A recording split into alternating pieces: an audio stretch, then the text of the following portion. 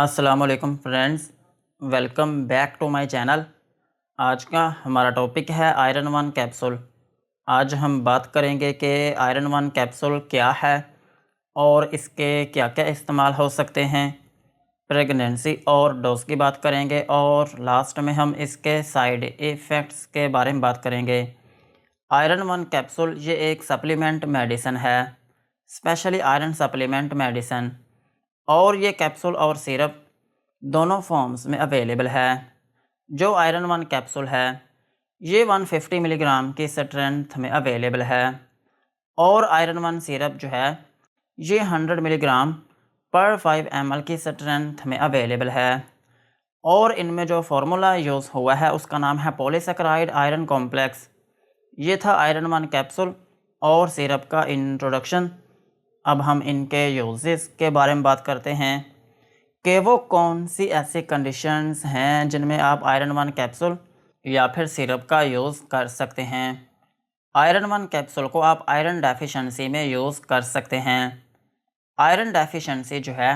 یہ ایک ایسی کنڈیشن ہے جس میں آپ کی باڈی میں آئرن کی کمی ہو جاتی ہے، اور آئرن جو ہے یہ ایک منرل ہے جو کہ ہماری باڈی کی گروتھ اور ڈیولپمنٹ کے لیے ضروری ہوتا ہے۔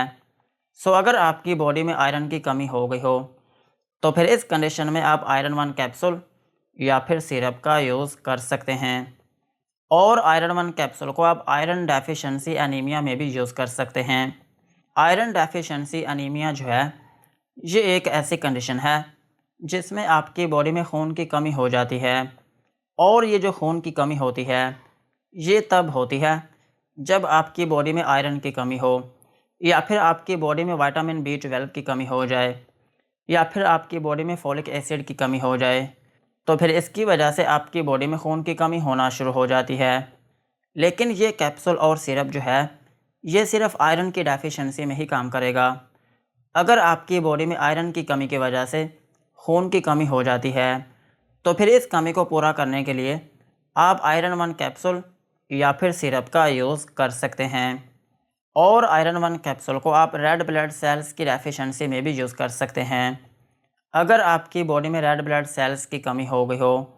تو پھر اس کنڈیشن میں بھی آپ آئرن ون کیپسول یا پھر سیرپ کا یوز کر سکتے ہیں۔ اور آئرن ون کیپسول جو ہے یہ آپ کی باڈی میں ہیموگلوبن کا جو لیول ہے اس کو انکریز کرنے میں بھی مدد کرتا ہے۔ اگر آپ کی باڈی میں ہیموگلوبن کا جو لیول ہے وہ بہت کم ہو گیا ہو تو پھر اس کنڈیشن میں بھی آپ آئرن ون کیپسول یا پھر سیرپ کا یوز کر سکتے ہیں۔ اور ہیموگلوبن جو ہے یہ ایک پروٹین ہے جو کہ آپ کے ریڈ بلڈ سیلز میں ہوتی ہے، اور اس کا کام یہ ہوتا ہے کہ آپ کی باڈی میں جتنی بھی آکسیجن چاہیے ہوتی ہے یہ اس کو کیری کرنے میں مدد کرتی ہے۔ اس کنڈیشن میں بھی آپ آئرن ون کیپسول یا پھر سیرپ کا یوز کر سکتے ہیں، اور آئرن ون کیپسول کو آپ پریونشن آف انیمیا میں بھی یوز کر سکتے ہیں۔ اگر کسی شخص کو خون کی کمی ہونے کا کوئی خطرہ ہے تو پھر اس کنڈیشن میں بھی آپ آئرن ون کیپسول یا پھر سیرپ کا یوز کر سکتے ہیں۔ اور آئرن ون کیپسول کا ایک اہم یوز یہ بھی ہے کہ یہ آپ کی باڈی میں جو انرجی کا لیول ہے اس کو انکریز کرنے میں بھی مدد کرتی ہے۔ اگر آپ کی باڈی میں انرجی کا جو لیول ہے وہ بہت کم ہو گیا ہو، اور پھر اس کی وجہ سے آپ کی باڈی میں فٹیگز آنا شروع ہو گئی ہوں، یا پھر آپ کی باڈی میں کمزوری آنا شروع ہو گئی ہو، یا پھر آپ کو سانس کی تنگی رہنا شروع ہو گئی ہو، تو پھر ان کنڈیشنز میں بھی آپ آئرن ون کیپسول یا پھر سیرپ کا یوز کر سکتے ہیں۔ اور آئرن ون کیپسول جو ہے یہ آپ کی امیونٹی کو بھی سپورٹ کرتا ہے۔ اگر آپ کا قوت مدافعت جو ہے وہ بہت کمزور ہو چکا ہے، یا پھر آپ کی باڈی جو ہے وہ تھکاوٹ کا شکار رہنا شروع ہو گئی ہو، یا پھر آپ کو اعصابی کمزوری ہو گئی ہو، یا پھر آپ کی گردن کے جو پٹھے ہیں ان میں کھچاؤ پڑنا شروع ہو گیا ہو، تو پھر اس کنڈیشن میں بھی آپ آئرن ون کیپسول یا پھر سیرپ کا یوز کر سکتے ہیں۔ اور آئرن ون کیپسول کو آپ کرونک ڈیزیز میں بھی یوز کر سکتے ہیں۔ اگر خدا نخواستہ آپ کی باڈی میں کوئی ڈیزیز ہو گئی ہو، مثال کے طور پر آپ کے گردے خراب ہو گئے ہوں،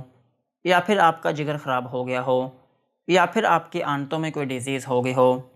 کہ جس کی وجہ سے آپ کی باڈی میں جو آئرن ہے وہ ایبزورب نہ ہو پاتا ہو، یا پھر آپ کی باڈی میں آئرن کی ویسے ہی کمی ہو گئی ہو، تو پھر اس کنڈیشن میں بھی آپ آئرن 1 کیپسول یا پھر سیرپ کا یوز کر سکتے ہیں۔ اور آئرن 1 کیپسول کو آپ پوسٹ سرجری میں بھی یوز کر سکتے ہیں۔ اگر کسی شخص کا کوئی آپریشن ہوا ہو اور اس دوران آپ کی باڈی میں سے بلڈ لاس ہو گیا ہو، تو پھر اس کی وجہ سے کیا ہوتا ہے کہ آپ کی باڈی میں خون کی کمی ہونا شروع ہو جاتی ہے، اور اس کے ساتھ ساتھ آپ کی باڈی میں آئرن کی کمی بھی ہو جاتی ہے۔ ان دونوں کنڈیشنز کو کور کرنے کے لیے آپ آئرن 1 کیپسول یا پھر سیرپ کا یوز کر سکتے ہیں۔ اور آئرن 1 کیپسول جو ہے اس کو پریگننٹ وومن میں بھی یوز کیا جاتا ہے۔ اگر پریگننسی کے دوران آپ کی باڈی میں خون کی کمی ہو گئی ہو، یا پھر آپ کی باڈی میں آئرن کی کمی ہو گئی ہو، یا پھر آپ کی اسکن کا جو کلر ہے وہ بہت پیلا ہو گیا ہو، یا پھر آپ کا سانس پھولنا شروع ہو گیا ہو، یا پھر آپ کی باڈی جو ہے وہ بہت تھکاوٹ کا شکار رہنا شروع ہو گئی ہو، یا پھر آپ کے دل کی جو دھڑکن ہے وہ تیز رہنا شروع ہو گئی ہو، یا پھر آپ کو چکر آنا شروع ہو گئے ہوں، تو پھر ان تمام کنڈیشنز کو ریزولو کرنے کے لیے آپ آئرن 1 کیپسول کا یوز کر سکتے ہیں۔ اور آئرن 1 کیپسول جو ہے یہ آپ کی باڈی کی اوور آل جو گروتھ ہے اور جو آپ کی باڈی کی اوور آل ڈیولپمنٹ ہے ان کو مینٹین کرنے میں بھی مدد کرتا ہے۔ اوور آل اگر ہم بات کریں تو آئرن 1 کیپسول اور سیرپ جو ہیں یہ ایک آئرن کی میڈیسن ہے۔ اگر آپ کی باڈی میں آئرن کی کمی ہو گئی ہو، یا پھر آپ کی باڈی میں خون کی کمی ہو گئی ہو، یا پھر آپ کی باڈی میں کمزوری آنا شروع ہو گئی ہو، یا پھر آپ کی اسکن کا جو کلر ہے